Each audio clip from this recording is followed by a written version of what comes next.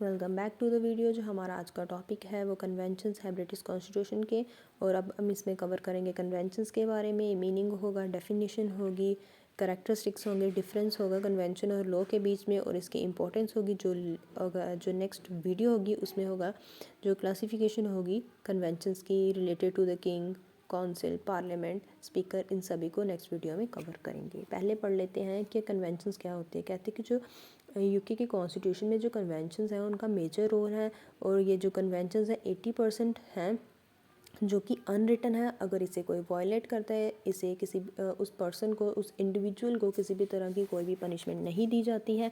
और कहते हैं कि ब्रिटिश कॉन्स्टिट्यूशन में कन्वेंशंस का उतना ही रोल है जैसे एक एक बॉडी में ब्लड का रोल होता है, या फिर कह सकते हैं कि एक मशीन को जैसे लुब्रिकेटिंग ऑयल की ज़रूरत होती है, वैसे कि ब्रिटिश कॉन्स्टिट्यूशन है उसे कन्वेंशंस की ज़रूरत है। कहते हैं कि जो कन्वेंशंस है वो बनाए नहीं जाते हैं, वो ऑटोमेटिकली एग्जिस्ट होते हैं और खुद ब खुद ही वो चलते जाते हैं और वो ख़त्म भी हो जाते हैं।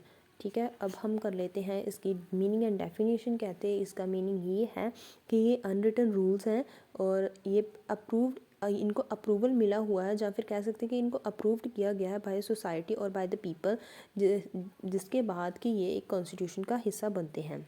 नेक्स्ट अब हम करते हैं इसकी डेफिनेशन। According to J.S. मिल, वो कहते थे कि जो कन्वेंशन है वो अनरिटन मैक्सिम्स है ऑफ द कॉन्स्टिट्यूशन। मैक्सिम्स का मतलब होता है कि वो कहावतें हैं।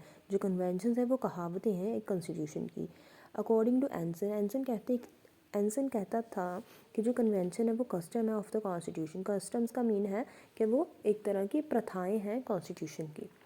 नेक्स्ट अब हम इसके कर लेते हैं करैक्टरिस्टिक्स ऑफ द कन्वेंशन। पहला है accidental growth of the conventions. कहते हैं कि जो कन्वेंशंस हैं वो एक्सीडेंटल ग्रोथ है, मतलब कि उन्हें बनाया नहीं चाहता, वो खुद ब खुद इवॉल्व होती हैं, ऑटोमेटिकली डेवलप होती हैं। सेकंड पॉइंट है कन्वेंशंस आर अनरिटन। कहते हैं कि जैसे सोशल कस्टम्स होते हैं उन्हीं की तरह जो ये कन्वेंशंस हैं ये भी अनरिटन होती हैं, और ये यूके के जो कॉन्स्टिट्यूशन है उसमें इम्पॉर्टेंट रोल प्ले करती हैं। No specific method to change the convention. कहते हैं कि कोई भी स्पेसिफिक मेथड नहीं है कि जिसकी तरह हम कन्वेंशन को चेंज कर सकते हैं। ये नीड और टाइम के अकॉर्डिंग खुद ब खुद ऑटोमेटिकली अपनी जगह ले लेती हैं और वो चेंज भी हो जाती हैं। Courts do not recognise the convention. कहते हैं कि जो कोर्ट्स है उसे रिकोगनाइज नहीं करते हैं, उसे मान्यता नहीं दी जाती, उसे अप्रूव नहीं करते हैं, ये खुद सोसाइटी द्वारा इसे अप्रूवल मिलता है। नेक्स्ट पॉइंट है no punishment for breaking conventions. कहते हैं कि अगर कोई भी कन्वेंशन को ब्रेक कर देता है, उसे तोड़ देता है कन्वेंशंस को, तो कहते हैं किसी भी तरह की उसे पनिशमेंट नहीं दी जाती, अनलेस जैसे कि अगर कोई लॉ को ब्रेक करता है उसे मिलती है। नेक्स्ट है differences between the convention and the law. कहते हैं कि अब हम इसके डिफरेंस के बारे में करेंगे कन्वेंशन और लॉ के। Conventions grow whereas laws are made. कहते हैं कि जो लॉ है उसे प्रॉपरली प्रोसेस के द्वारा है जो वो बनाया जाता है, लेकिन जो कन्वेंशंस है वो ऑटोमेटिकली डेवलप्ड होती हैं।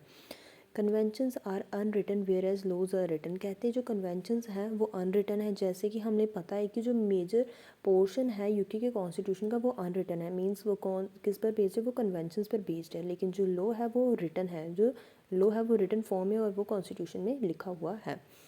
नेक्स्ट थर्ड है there is no specific method to change conventions but law can be changed through specific method. कहते कि कोई भी एक प्रॉपर कोई मेथड नहीं है जिसके तहत हम कन्वेंशंस को वो चेंज कर सकते हैं, लेकिन कि जो लॉ है उसे चेंज किया जा सकता है, लेकिन इसके लिए भी एक प्रॉपर लॉ है वो बना हुआ है, उसके तहत ही हम कर सकते हैं।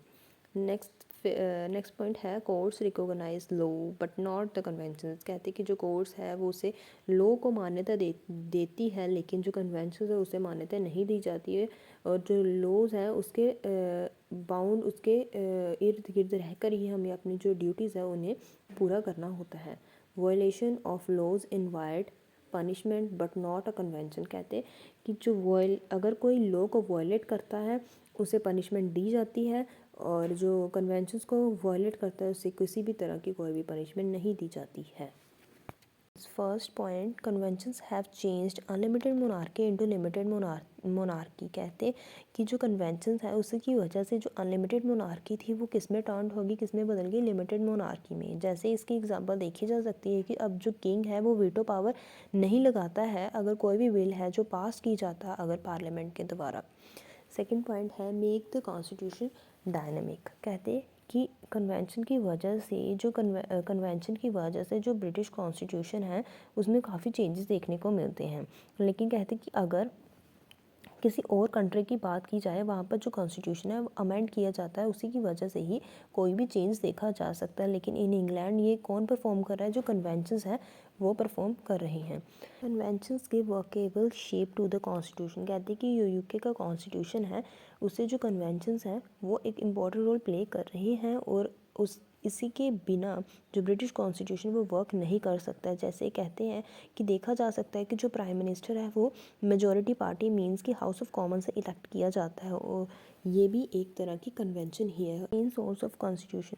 कहते हैं कि जो मेजर पोर्शन है ब्रिटिश कॉन्स्टिट्यूशन का वो बेस्ड है कन्वेंशंस पर एंड और कहा जाता है कि वो मेन सोर्स भी है ऑफ ब्रिटिश कॉन्स्टिट्यूशन। कहते हैं कि जैसे एक मशीन को ऑयल की ज़रूरत होती है वैसे जो ब्रिटिश कॉन्स्टिट्यूशन है वो कन्वेंशंस के बगैर नहीं वर्क किया जा सकता, नहीं वर्क कर सकता।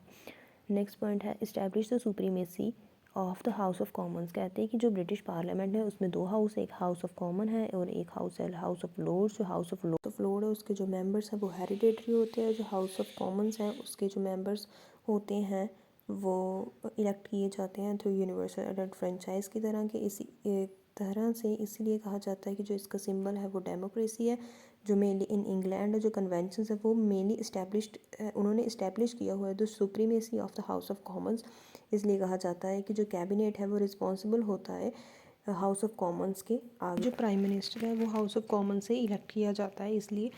और ये सब क्यों हो रहा है, because of conventions. Make the administration democratic. जो ग्रेट ब्रिटेन है उसमें डेमोक्रेसी कैसे सक्सेसफुल है, इसकी वजह से है क्योंकि वहाँ पर कन्वेंशंस हैं। कुछ कन्वेंशंस हैं जिसकी वजह से सब कुछ सक्सेसफुली हो सकता है ब्रिटिश कॉन्स्टिट्यूशन में। जैसे कि जो किंग है वो नॉमिनल एग्जीक्यूटिव हेड है, वो अपनी वीटो पावर एक्सरसाइज नहीं कर रहा। जो काउंसिल ऑफ मिनिस्टर्स उनकी कलेक्टिव रिस्पॉन्सिबिलिटी होती है पार्लियामेंट को लेकर एक्सेट्रा।